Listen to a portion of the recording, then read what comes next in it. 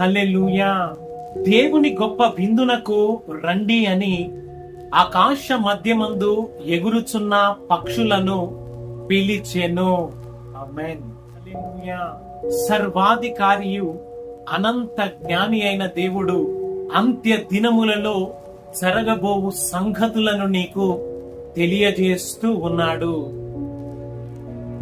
హల్లెలూయా. దేవాది దేవుడు యొక్క సర్వ మానవాళిని నిత్య నరకాగ్ని నుంచి రక్షించుటకు తన ప్రాణాన్ని ధారపోసి తిరిగి రానై ఉంటూ ఉండగా ఈ యొక్క సత్యాన్ని, సత్య స్వార్తను విననొల్లనివ్వక అపవాదియు సైతాను అనేకులను మోసపరచుచు రాజులనేమి, సామంతులనేమి, గొప్పవారినేమి, ధనికులనేమి, స్వతంత్రులనేమి అందరును తన ముద్ర వేయించుకొని అపవాదిని పూజించవలనైన ప్రతి ఒక్కరిని అంత్య దినములలో, దేవుని యొక్క ఉగ్రత దినములలో వారి మాంసమును భుజించుటకు ఆకాశ పక్షులను విందుకు పిలిచెను అని ఆత్మ స్వరూపి అయిన దేవుడు నీతో మాట్లాడుతూ ఉన్నాడు. హల్లెలూయా. హల్లెలూయా.